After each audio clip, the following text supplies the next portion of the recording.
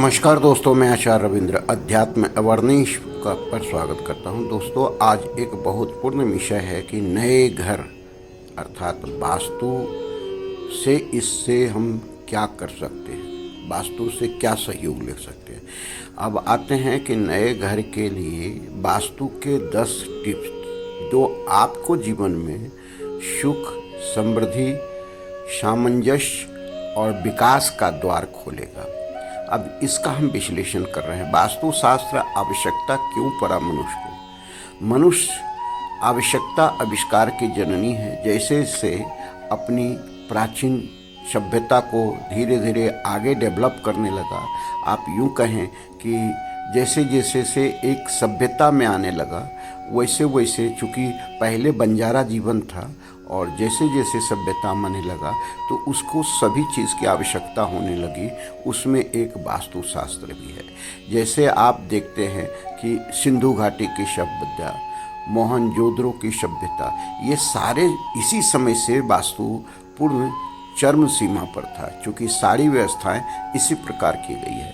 आज 5000 साल से वास्तु का जो है लोग उपयोग कर रहे हैं और अपने घर में सुख समृद्धि ला रहे हैं। अब नए घर में हम अगर वास्तु से देखना चाहें कि क्या क्या आवश्यकता है, नया घर आपने लिया है और या लेना चाहते हैं या बनाना चाहते हैं, तो क्या क्या चीज़ की व्यवस्था आपको देखनी आवश्यक है। सबसे पहली बात है, वास्तुशास्त्र एक विज्ञान है, एक ऊर्जा विज्ञान है, 5 तत्वों का विज्ञान है और इसमें सकारात्मक ऊर्जा का विज्ञान है।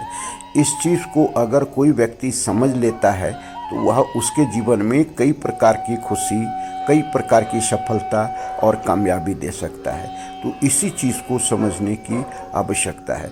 कैसे हम इसको समझें? इसको समझने के लिए सबसे ज़रूरी है कि 5 तत्व के विज्ञान क्या हैं।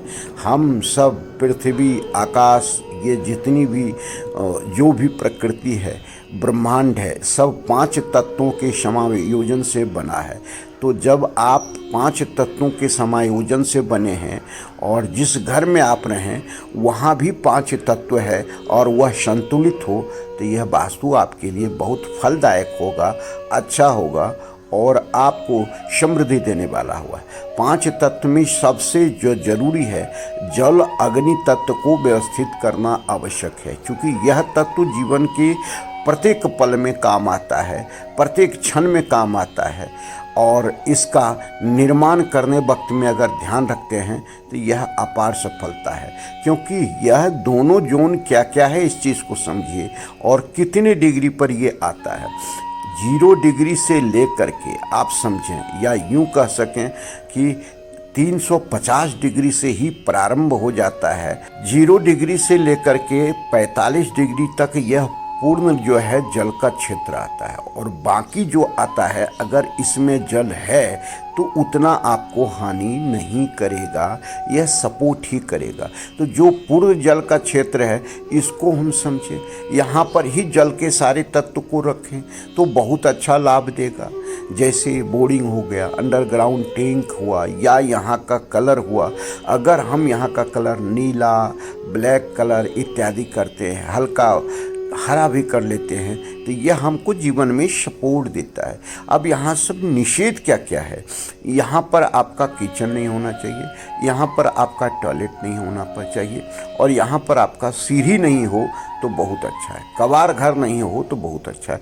ये 4 चीज़ का ध्यान आपने रख लिया और कलर में रेड कलर या येलो कलर अगर नहीं है तो ये आपका जो मकान होगा बहुत अच्छा फल देने वाला होगा। अब यहाँ पर आप रखना क्या क्या चाहिए? यहाँ पर जल से संबंधित सारा चीज़ रखना चाहिए। यहाँ पर पूजा रूम रख सकते हैं, ईशान कोण में 45 डिग्री में पूजा रूम रख सकते हैं। अब यहाँ पर अगर रखते हैं तो 9 साल के छोटे बच्चे के लिए शयन कक्ष रख सकते हैं, या यूँ कहें कि अगर यहाँ आप रखना चाहते हैं तो खुला बालकोनी रखें, हरा बेल्ट रखें, आप गार्डन रखें छोटे छोटे पौधे का, तो ये बहुत अच्छा फल देगा। अब अग्नि कोण के क्षेत्र में आते हैं। अग्नि का जो क्षेत्र है वह 135 डिग्री से लेकर के 80 डिग्री का क्षेत्र यह पूर्ण अग्नि कहलाता है। यहाँ पर अग्नि, पूरा क्षेत्र ये अग्नि का है। तो ये क्षेत्र अग्नि से रिलेटेड सारा चीज़ यहाँ रखें, और जो चीज़ निषेध कर रहे हैं, नहीं रखना है, उस चीज़ को यहाँ पर नहीं रखना है। तो सबसे पहले हम देखते हैं कि यहाँ क्या नहीं रखना चाहिए। यहाँ का कलर कभी भी नीला ब्लैक नहीं रखना चाहिए, पहला चीज़। दूसरा चीज़, यहाँ टॉयलेट नहीं रखना चाहिए, जल के स्रोत नहीं रखना चाहिए, बोरिंग हो गया, अंडरग्राउंड टैंक हो गया, तो ये जो है सेफ्टी टैंक हो गया, ये चीज़ नहीं रखते हैं तो आपको काफ़ी अच्छा देगा। कलर के बारे में आपको बता दिया कि यहाँ के पर्दा का भी नीला और ब्लैक कलर नहीं रखें। इस क्षेत्र में अगर कोई चीज़ रखा हुआ है, खिड़की है, तो वहाँ के पर्दे को भी ऐसा नहीं रखें। पीला कलर या रेड फैमिलियर से रखें तो अच्छा फल देगा। अब रख सकते हैं यहाँ क्या क्या, अग्नि से रिलेटेड किचन रख सकते हैं। सेंटर साउथ में आप शयन कक्ष रख सकते हैं।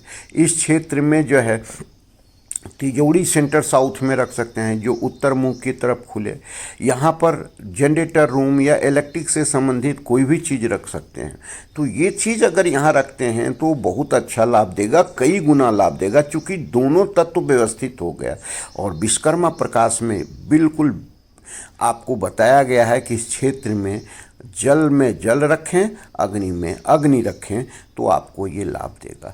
अब उसके बाद जो आता है सबसे ज़रूरी चीज़ देखने के लिए, कि मान रखिए आपके पास सब चीज़ हो गया, तो आपकी स्थिरता बनी रहनी चाहिए। जो धन आया वो स्थिरता बनी रही। आपका जो रिलेशन जिसके साथ है या बिजनेस का रिलेशन भी है, तो वहाँ पर स्थिरता होनी चाहिए। और ये है नैऋत्य कोण, जो 225 डिग्री पर आता है। यहाँ का तत्व पृथ्वी तत्व है, कलर पीला कलर है, ग्रह इसका राहु है। तो ये सब चीज़ को सावधानी, यहाँ पर पानी से संबंधित कोई भी ना तो कलर रखें ना कोई निर्माण करें। जैसे कलर मतलब ब्लैक और नीला कलर बिल्कुल नहीं रखना है भाई। उसके बाद अगर निर्माण करना चाहें तो यहाँ पर जो है निर्माण में कभी भी बोरिंग नहीं रखना है, अंडरग्राउंड टैंक नहीं रखना है, सेफ्टी टैंक नहीं रखना है, किसी प्रकार का गड्ढा नहीं रखना है, ये चीज़ नहीं रखना। यहाँ मास्टर बेडरूम रख सकते हैं, बहुत अच्छा आपको लाभ देगा। यहाँ पर आप जो है सो थोड़ा सेंटर मर्म स्थान को छोड़ करके सीढ़ी रख सकते हैं, बहुत अच्छा लाभ देगा। यहाँ का कलर लाल या येलो रख सकते हैं, बहुत अच्छा लाभ देगा। और पूरे घर का, हम तो कहते हैं पूरे घर का अगर आप कलर करना चाहते हैं तो ऑफ वाइट कर दें, बहुत अच्छा लाभ देगा। तो इस तरह से ये 3 तत्व को आपने व्यवस्थित कर लिया तो जीवन में समझिए कि 80% आपको वास्तु सपोर्ट करने के लिए खड़ा हो गया। तो ये नए घर में जब भी जाए तो ये 3 तत्व को देखें। जो 10 हम टिप्स बता रहे हैं, जो बताए क्या रखना नहीं रखना, किस क्षेत्र में क्या रखना, कैसे रखना, इस चीज़ को ध्यान रखेंगे तो आप काफ़ी अच्छा डेवलप करेंगे, विकास करेंगे, सुख रहेगी, शांति रहेगी, सामंजस्य रहेगा और जीवन में आप प्रगति करेंगे। धन्यवाद।